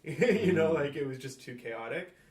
Now I'm trying to do this thing where I wake up no matter what day it is. I try to wake up at 5 a.m. And it's killing me because I can only do 3 days of the week right now. I don't know why. I just get way too tired, burnt out, and then I'm like, screw it. I'm getting up at like 8:30 or 7, whatever it may be. So like for me right now, it's about mentally trying to be able to mentally wake myself from being tired or drained, or lazy, you know what I mean? I put it in the category of lazy. It might not be laziness, but I can't, there are just times where I want to, like I'm motivated and I want to wake up, I want to do the 5 a.m. routine every day. And by the 3rd or 4th day, I'm just like so burnt out I can't. So is there anything you can suggest there as far as how to help my mental state wake up at 5 in the morning, other than going to bed early, because I kind of do that already? Yeah, the going to bed early, the not eating too late. Okay, I do that, so... Yeah, that's a big one for me. So I think don't eat late. Don't eat late. Don't eat late. What's the cutoff time? It's hard because like I would give you like the like Buddhist monks. Yeah. They don't eat after noon, right? Okay, no, that's I can't do that's I know that's not really practical for a lot of people. Yeah. I would say 6 p.m. That's also not practical because a lot of people can't make it. You know, 7:30, pretty reasonable. Try not to snack too late. That works really well. For the morning, this is like the reprogramming of the mind, right? It's like reprogramming your patterns. Like I've always been like the 1-2 a.m. sleeper. Yeah. It's up super late, and then I've reprogrammed myself to be like 5 5 a.m. 5 is nice for me now. You know, I've done 4, I've done 4:30, and I find 5 is pretty consistent, and I can do that year round. But, you know, a good practice that I do, you ever do cold showers? No. Oh, Do I look crazy to you? That's right. And you get good, nice cold water in Coquitlam on the mountain. Not just that, on the mountain. Like, this is kind of like alpine level, to be honest. That's right. In the winters, you go down the street, 3 streets. If it snowed up here, there's no snow 3 streets down. It's just this borderline level of height where the air is just slightly cooler where I am versus 3 or 4 blocks down. It's really weird. And yeah, dude, when I wake up in the morning in the winter, sometimes I go turn on the tap of my faucet. It takes some time for the water to go through, and it's like, psh, psh, psh, and I realized it was because the water was freezing in the piping, which is insulated. Oh, so it's taking a while to thaw out. Thaw the big pieces. Yeah, it's funny. Dude, like cold showers and stuff, especially like in the basement too, where it's like cool. I can't do it, man. I need that warm shower. I need to feel like I'm in a blanket, all cuddled up in the water. You're like speaking to all the American viewers of their thoughts about what Canada's like. Yeah. They're like, oh yeah, it's frigid. They all live in igloos. Their pipes are freezing. But legitimately, my pipe freezes. I mean, it doesn't burst or anything, but it freezes where the water just needs to break a bit before it comes through. It's crazy. Well, some people would say you're really lucky to have cold water like that. It's true. But you know, those are little things that work for me. Honestly, like it's a reprogramming. Like to have that, I think everyone wakes up with like the thing of like, I don't want to, I'd rather stay here. How do I get past that? And it's just like over and over and over again doing it. You know, what do? You set an alarm clock. Eventually people don't need alarm clocks if you start doing it at the same time. The physiological body just like starts to like know that it's supposed to wake up then. It's just like, this is natural. Totally. Right? Yeah. And I would just like try to create that patterning, but that instant, like learning to become aware of that instantaneous moment. I used to do this practice where you would try to remember your last breath before going to bed and your first breath waking up. What? Yeah. So it's a pretty challenging thing to do, but you pretty much try to remember like what the last breath is and the first breath up. The first breath up is a little bit easier. The last breath out, you just like kind of, it for me has always been a drift. Fades, yeah. Yeah. But just that practice, I know it's like in practice and theory, they're a little different. On theory, you want to feel like it's like a movie. You're just like open, you're just like, so take a breath in and you're like, and you're awake, you know. It's really challenging to catch yourself, but you might catch yourself, you know. You do it if you practice that, you'll eventually see it and you're like boom, and then the breath will just bring the little bit of presence, and you're able to step out. Similar to when I was in philosophy in college, we were talking about lucid dreams. Yeah. So our teacher's like, if you want to try it out, like here are some methods that will help you. One of them was as you're sleeping, tell yourself you're going to bed, because it's the easiest way to remember you're sleeping when you're in a dream. And I'm not joking, you Sina, after a week of doing that, I finally started to come into realization that I'm in a dream as soon as the dream would happen, instead of like as it's ending. And it got to a point where I was able to actually manifest and manipulate my dreams. Yeah. So it got really crazy. Like I literally would go to dream world and be like, what am I going to do today? Yeah. Like literally. I'm not even joking you. I'd be like, okay, I'm going to go fly on a cloud. I would literally be like, I'm going to fly, and I'll start flying. I'll be like, I want to hang out with my friends, and my friends would just show up from the dark. Like it was really weird. And you know, after a while I stopped doing it, whatever. I guess I either lost interest or whatever. But it was legit. Like everything that book was telling us to do, or, you know, the methods of approach were real. And it actually caused me to be able to manipulate and manifest my dreams, which is dope.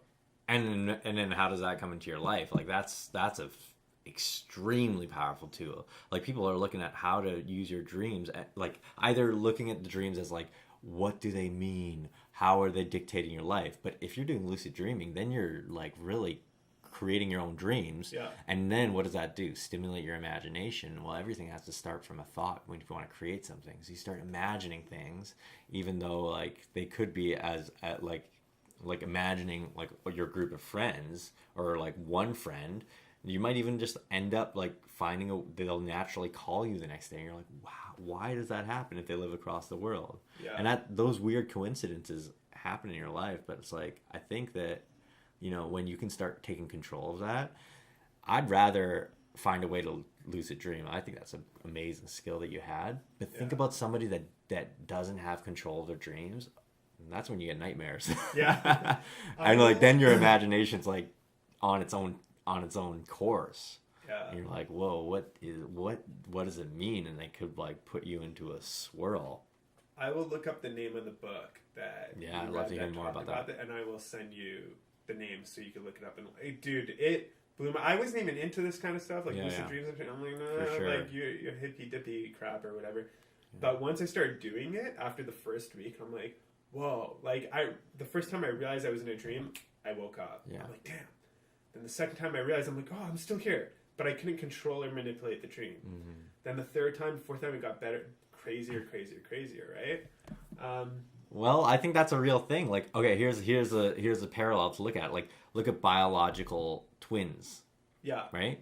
And like, there are people that are biologically from birth came out of the womb together, and they're sharing. They're tuned in a special way. Like, for example, like if you watch like the Vancouver Canucks and you watch the hockey play, and then the Sedins are like biological twins that were on a tear, and they were able to play with each other and know where each other were on the ice at any time, right? It's like that is a special skill, and it's unexplainable, right? I think there's like a psychic connection, and I think the word psychic is like that just means we can't explain it yet with science. And it's like, don't think you know everything, right? There is a connection. There is something going on there.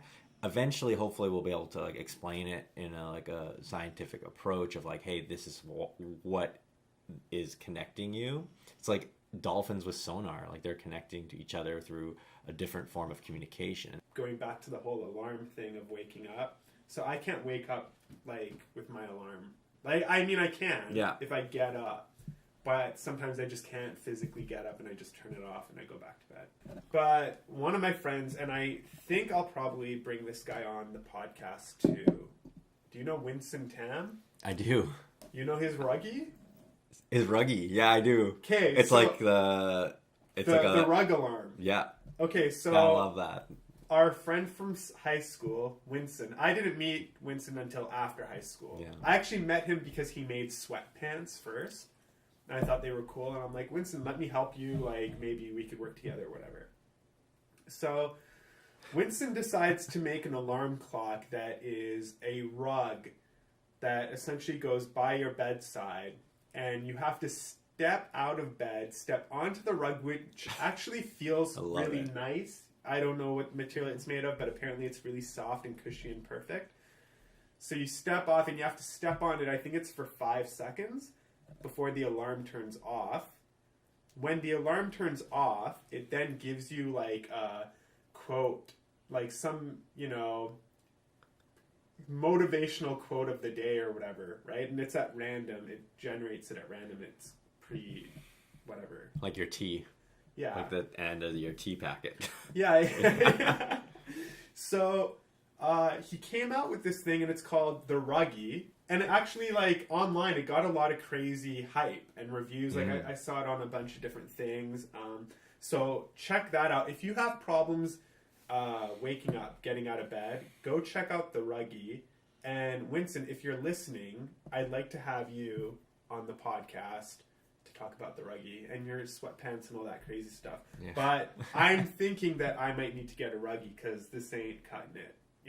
Yeah. I can't do the alarm clock anymore, and I think standing up, like actually having to get up, is a huge. I hear that. Yeah.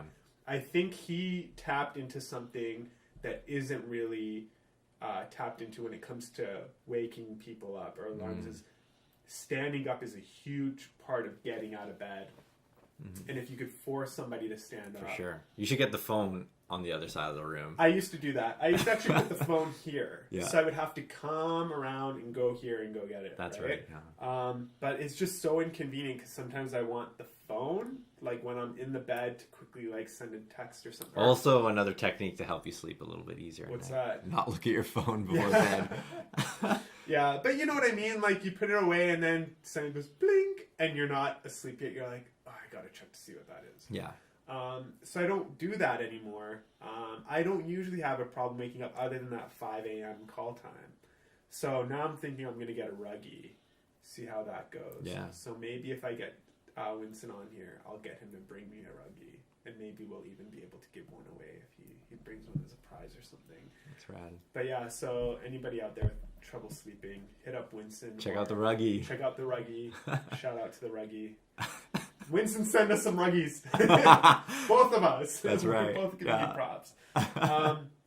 But yeah, so it's, you know, I sit here, I have a problem posture, I have a problem waking up early, I'm sure I have a problem with blood flow and all that jazz. Because although I work out, it's not a daily routine. Stretching isn't a daily thing that I do. I'm quite average in that sense, right?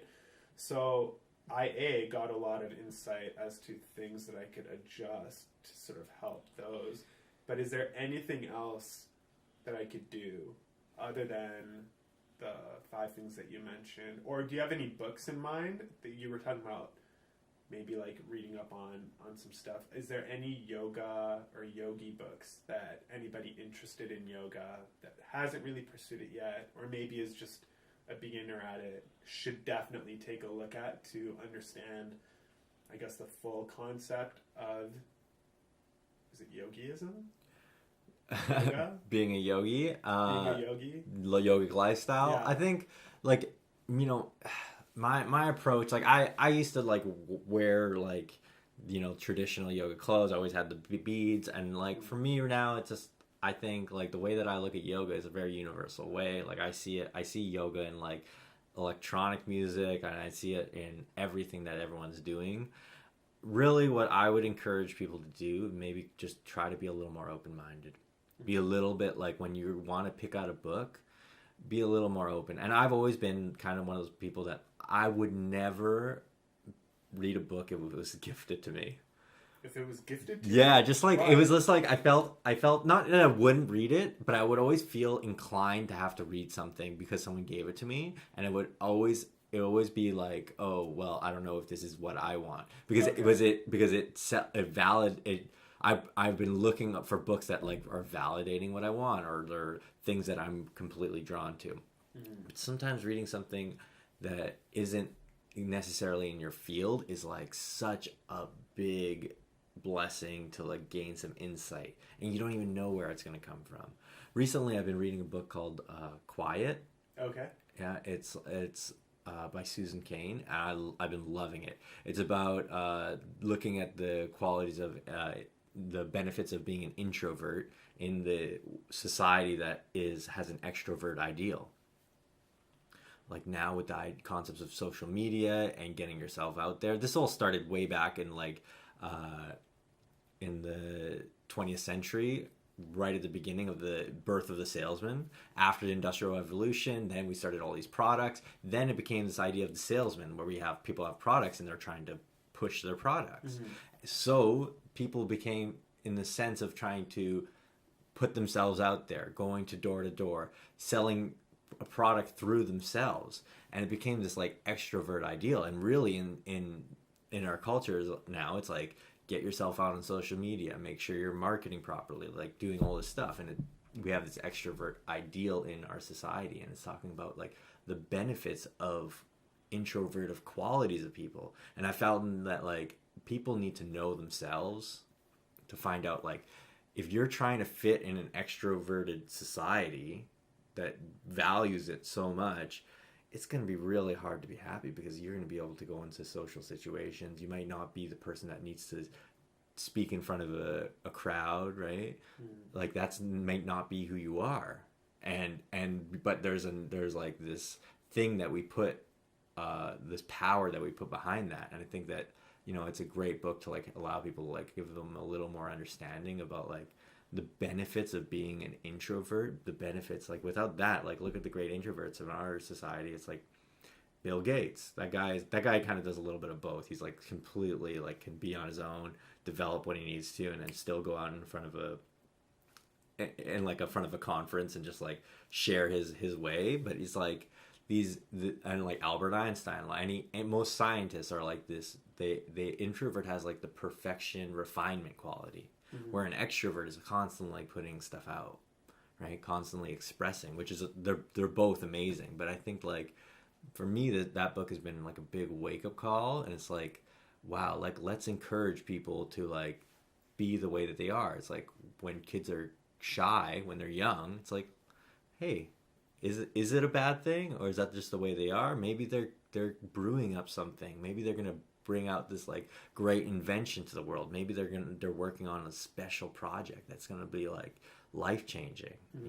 So for me, like that's not a yoga book, but it is in the concept that it's about like the psychology of an individual, and for allowing people to really learn about like the polarity of being and finding a way to be yourself within that.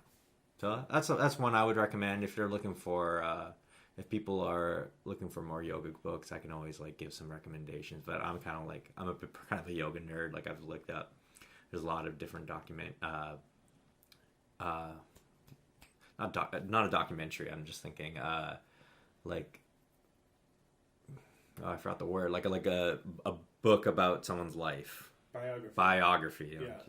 Just let my mind there.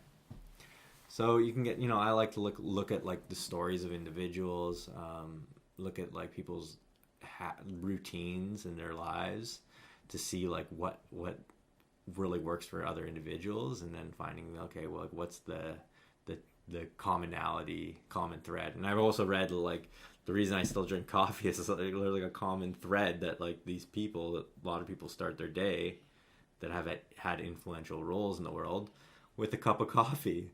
And yeah, and it's like, in a sense of like yogic practice, it's like it's always said to like, coffee should be like watchful because it has like stimulating substances that can affect your mind. But for me, it's like it helps me as an introvert to be a little more expressive, and hopefully I don't like I obviously develop right relationship with these things. So it's like learning about the world, learning what works for other people, and then testing it out. So that's legit. Yeah. Going back real quick, you talked about yoga propaganda. What is this yoga propaganda? Because to me, it's just like you were posting video. Like, is that? I love doing it. That's like for me, like that's like my art as well, right? Mm-hmm. Like I love that. That was like a morning shot. That one that you saw. That was like probably one of my first yoga videos I've ever posted. Yeah. And obviously, like to put music to the video and figure out the timing and then the lighting for that one is amazing because it goes from dusk till dawn, like right in the morning, and just like this you can see the sun coming as I'm practicing, and so it's a nice clip. That was like 4, 5, 6 years ago. Yeah. And I think that like nowadays, like in the niche land of yoga on like Instagram, it's all postures, and it's all like this thing of being working within the extrovert ideal to get yourself out there to begin to share something. And for me, it's like always about serving people, sharing people, and that's always not been like the natural quality. Like I said, I like to make the videos, and I like the high production because I'm always like refining it. I'm always refining my practice, and it's like, when is it ready to share? Like, do I have to do the pose perfect? When is the right time? And for me, it's like always just been about like acceptance, doing what I can, watching my creativity flow. It's like, I'm sure you experience it with the podcast. They just get better and better and better. Like you said, you're refining it each time. Yeah. And you for me, just try to do better. Yeah. yeah. So when I'm like here as someone that shares yoga, like I said, service is a practice of yoga, like doing something in the world, and I use like the social media as a way to use that as like a hook to get people involved. It's like, hey, you see a cool posture, you're like, hey, I want to try that, and maybe they begin to like see some other qualities that they like of yoga that can't be translated in images or in video. Like if I posted a video of myself lying on the ground in Shavasana, which is with my legs wide and my arms out, like that's an extremely beneficial posture, but it's not going to get a lot of likes on Facebook. Yeah. Right.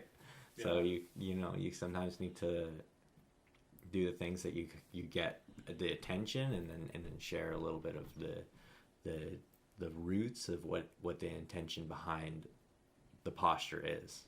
Okay. Yeah. Let's chill. Any other thoughts? Anything you want to get out there? Wait, hold on. Yeah. Just the encouragement that, like, for people that are new to like some of the stuff that we've been sharing here, that all you can tell people is trust yourself, be yourself, don't think that and try to keep a broader sense of what yoga is to yourself, and really know that it's about like being honest, trusting, being truthful, and then expressing and then finding a way to express yourself that is in accordance to what you truly want to be. Because a lot of things in society come from a imposition of the environment on the individual, and if every individual can take a little bit of time to really see what is important to them. I truly think that everyone wants to be happy and everyone wants to feel free, and if we put a little bit of effort into understanding what is truly important for us to be happy and free, you eventually get to a place where you learn to make yourself come in harmony, and then that harmony will be able to be translated to other people, so you create more harmonious society, really. So that's kind of my work in this world, and the way that I live my life. Learn to live the life you love and love the life you live. Awesome. Yeah. Okay, bless so up. One day I'm going to come to Dharma Temple and we're going to do some yoga basics or something. I just want to see what it's like there. For sure. Is that okay? Bring your stretchy tights. I will. Hey, do you or have not, it's all good. Do you have a preference on what type of yoga mat people should buy? Like, what's the best yoga mat for all those yoga enthusiasts out there? Oh. Is there a best yoga mat, or are they all the same? The best yoga mat. You know what I mean? This is not the question I was expecting today. Okay, this is something that I bet you most people who are new at yoga maybe don't think about right away. Yeah. But then they get a mat and they're like, this piece of crap mat, because they don't think about like certain aspects that might revolve around the mat itself. Like, does it absorb the sweat? You know what I mean? Yeah, like does it not roll after a while? Does it break after a while? Like, what's the crappiest brand that you've ever come across and the most quality? Yeah. I would encourage someone to get something that, if it's like, that will encourage you to practice more. So if you need to like get a nicer yoga mat, because I know there's some out there from like, that are like $10 mats that will not last, and then you're not really good, and if you don't have a good experience on it, you're not going to want to practice on it. So if you're feeling like getting involved and but purchasing a better mat will encourage you to practice more, I recommend that. We sell some at the studio that are from my good friend Sam James, and she her yoga mats are called Sam James Art or Sam James Yoga. You can check them out, and they just have like these like 60s tie-dye print, and it's like they're fully biodegradable, and we try to at our studio we try to make sure everything is like sustainably and sustainable and biodegradable, and really just look into what works for you specifically, and for that puts as little impact on the environment. I think that's like, for me, something that's important. And when you look at things like that, it's like, are you actually going to use it? Because if it's low quality and it's cheap and you're not going to use it, I don't know if it's worth it. And then also, if you find something that is like fully biodegradable but it doesn't last very long, and every year you're going to get a new yoga mat, well, it might, these are questions that you got to look at sustainability as, like, why don't you get maybe something that can be recycled but lasts maybe like 5 or 6 years, right? So okay, yeah. Cost effective, like, is the more expensive thing always the best? I don't think that's necessary. You don't really need much for yoga. I think that's like, like a yoga mat isn't even essential. If you have carpeted floor, that's fine. If you're at home, carpeted floor, put a towel over top so you don't stain your floor with your sweat. Yeah. That's completely fine. But, when you go to a studio, what I recommend is just, like, go to a studio, use what they got there, figure, see what works for you. Do they provide you with mats there? Yeah. Oh, okay. Yeah. Cool. Yeah. That's awesome. So, real quick, do you guys do hot yoga there, or no? We don't do hot yoga, but it does get hot in the summer, so you just do it at room temperature. I think I like to develop the heat from the inside. And the heat is only one vital element of nature. There's other elements of water, wind, earth quality that live within the body. And it's like, hot yoga, I think it works really good to reshaping the body. It's like putting yourself into a furnace to like shape steel. Well, the steel is firm and stiff, and then you put it into a furnace. It's easier to make it a little more malleable, right? Totally. Reshape yourself. And I think that works really well for the physical body. But eventually, for me, like, becoming a meditative practice, I like to practice in room temperature, because eventually, if you're doing something that requires your deepest attention, like, this is all experimental. You got to take a hot yoga class. For me, first hot yoga class, oh my, I couldn't even stay in the room. That's what everyone tells me. Yeah. But they don't let you leave. Yeah. What the do you do? Yeah. What do you do? If you have to leave that room, if you literally can't stand, they don't let you leave. What do you do? You just pass out? What do you do? You just gotta, like, chill? Get very humble. Jeez, that's one reason why I haven't tried hot yoga, is because everyone tells me, like, oh, I just wanted to leave the room. They wouldn't, like, you're not allowed. And I'm like, how could they prevent you from leaving? Yeah. But yeah. I get it. So, yeah, I don't really share hot yoga. I share traditional Hatha Raja yoga, also known as Dharma Yoga, from my teacher, Sri Dharma Mitra. He's been teaching in New York City for over 55 years now.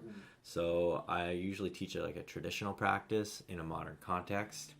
And I like room temperature. I like people being able to, like, really feel clear in the practice. And I think, like, for me, like, sure, the heat will help you shape your body, but a clear mind will help you give you direction and the will to shape your body anyways. So it kind of depends on how you want to approach it, right? And both are different approaches, and I think both should be experimented and explored, and then you decide what works for you. Yeah, I try to keep it broad, I don't think that's my nature, but I personally practice room temperature, whatever, 23 degrees or whatever. Maybe if you want it hotter, 24. Okay. But hot yoga is 40 degrees, so see what works for you. Okay. Yeah. Cool. Where's Dharma Temple at? We're located on Main Street, 3283 Main, on the corner, between 16th and 17th. And yeah, you can check us out there. We also have tons of online content. I got some good meditations online. You can check me out. My Instagram handle on Facebook is Yoga Sina, and offer lots of meditations. You'll be seeing some online classes up there soon. We do yearly teacher trainings locally in Vancouver, also abroad if you're looking for more of an immersive quality. And to come out to Thailand with me, that's in next November 12th to December 2nd. And yeah, What's if you that have... for? Sorry? What's the... It's a teacher training. Okay. Yeah. Anybody can go? Anyone can go. Oh, wow. Yeah, it's and like I said earlier, it's good for people that are looking to teach yoga in their own communities wherever they are in the world, and as well as people that are looking for like personal transformation or just like time away, and you want to have a vacation where you're also doing something productive, working on yourself and reshaping yourself, because that's usually, yoga is a great practice to create change and transformation in your life and give you different perspective on what you're doing, but also another quality of people's lives that helps them change and transform and give people a different perspective is traveling. So sometimes I like to combine the two. Yeah. I traveled on my own for the first time when I was in college, like first year college.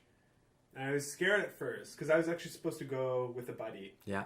We were supposed to go to Amsterdam for like 2 weeks. And then he bailed because he couldn't go because of work. And I think I had already purchased my ticket, something like that. And I'm like, what the hell? Like, what am I going to do? He's like, dude, just go by yourself. It'll be fine. I'm like, and I dreaded it for like 3 days. I was in panic mode trying to see if someone else would go with me, whatever. In the end, I ended up going by myself, and it was awesome. And I met so many amazing people. And actually, one of the people that I met out there, he's from Coquitlam, but I never met him when we were younger. And he went to Glen Eagle. We went to Pine Tree or whatever, right? And I did couch surfing. So when this whole trip was planned, I realized how expensive hotels were. I'm like, I heard of couch surfing. I'm like, oh, I could save like $3,000, $2,000 if I just stay at these people's homes, and then I have all this extra money to spend out and do things. And I could take these people for dinner or whatever, right? And I'm like, this works out better because I'm not with anybody. I'll have friends, and they're local, so they'll take me to all the good spots, like the neighborhood niche gems, right? I did exactly that. I found a bunch of people: Rotterdam, Utrecht, Amsterdam. And I just went to all those cities and I stayed with random people. One of the guys was Ashkan, who's going to be on the podcast. He runs a website blog called Dish Tales, where he goes around all of Amsterdam and sort of photographs and talks about the restaurants and the foods and the chefs and stuff like that. It's really cool. So he's going to be I think he's going to do like number 6 or number 7 of the podcast. So he's going to be on. Yeah, and I made new friends for life. I've been back many times since then, like visiting the same people, all that jazz. It was great. I loved traveling on my own, and I do recommend it to anybody who hasn't done it before. Because it was not only was it an eye-opening experience, but I came back being like, I'm so happy my friend couldn't go. You know what I mean? Because there was all this experience that was had that would not have been had, all these people met that would not have been met had I gone with my friend. Yeah, that's right. Sometimes you need to just disconnect to find a way to reconnect back and like have that experience. It's like let go of everything just for a period and then plug back into your life and see what's really changed. I just got back from Berlin a couple weeks ago. I was going to ask you about that. Yeah. So why were you there? Just traveling, or was it for yoga? I was offering a bit. Mm-hmm. Yeah, my partner Brittany. Shout out to Rave Coach. Love you, babe. Rave Coach. Much love. So, yeah, we just went on a trip, and mostly I was offering a couple workshops and some regular classes. I love teaching abroad. You always it's just a good experience, just to share something that from their perspective is unique, but also the same, because I'm really offering what I offer is universal, but it's just like a different approach. So I always feel like the reception is so nice, and love Berlin. I've been to Europe a lot. My mom lives in Paris and been to Amsterdam a lot. Mm-hmm. But right now I just fell in love with Berlin, looking to spend a little more time there. it's got a good culture, and from the aspects of its like history, it's like the Berlin Wall came down in 98. Like that is 20 years ago. That's not a long time before for it to come down, and it's pretty much the city's been has a tons of buildings that have been abandoned. Lots of people have moved in, so it's just growing. It's like a new city within the center of Europe. That it's quite progressive in its culture. It has the birthplace of like the punk rock movement, which I think is like they are the yogis. They're like the rebels that had stood up against like social norms and go beyond that. So they have that, and like I love electronic music, and then the culture is just completely open, very just like progressive in their own way. You know, people are looking to enjoy their life, and sometimes like we can gain a little bit from everywhere that we visit. And that reminder, you know, I value like North American culture because we're like go go go. The coffees are 3 times the size. It's like, you know, we got the hustle down, but they have a nice place of like balance, right? And bringing like that understanding that hey, it doesn't have to be one way. You can look at like the way that other people are living their lives, and for me, it's just like a lot of openness with.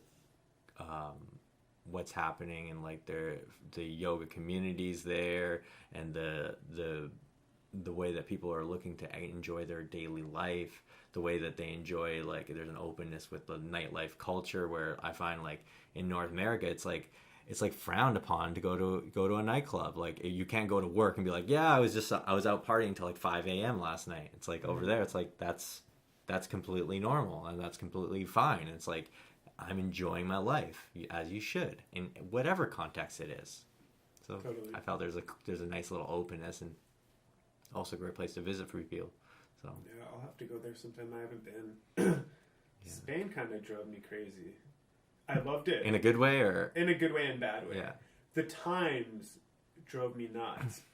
I didn't know this, but I guess in World War II, the Germans kind of got a hold of Spain, if I'm not mistaken, and then they changed the hours to German hours. Do you know this? Oh no, I have no idea. So okay, so it's in a different time zone. That's the thing. I don't know if the time zone is still different, but what they did was they aligned it with German time, and now. If you go to Spain, if you've ever been there before, if you go to the club at like midnight, it's dead. Yeah.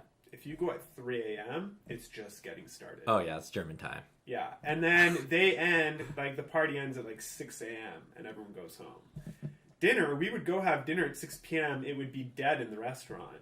They wouldn't have dinner until like 9 or 10 p.m. That's when the restaurant started filling up. Like, what's going on? Like, I didn't clue into it, and I forget if we found out, someone told us, or I found out after the fact that it had to do with the war, and Germany, like, I guess invaded Spain. I could be off in some of what I'm saying, but I'm pretty sure that the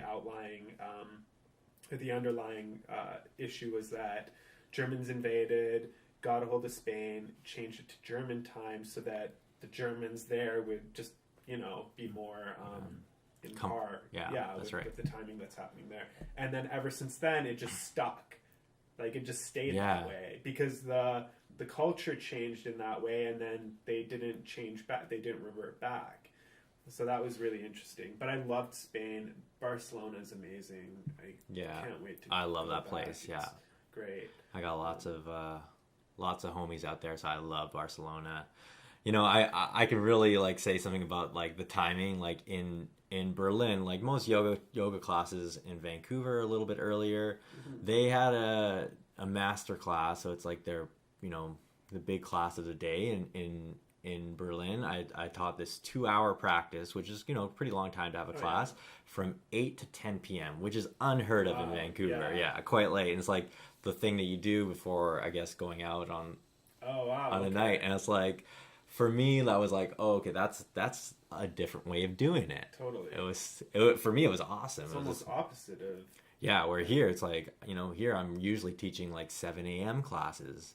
right? And there it's like this little late bloom, and to each their own, and it's nice to like see that things can be done in different ways, and like how adaptable are we as individuals. It's like you get really, really tested when you travel. I think like that's why, like, for most yogis, they always want to take the pilgrimage to India. They're saying, oh, that's where the roots of it is. Let me go learn on it.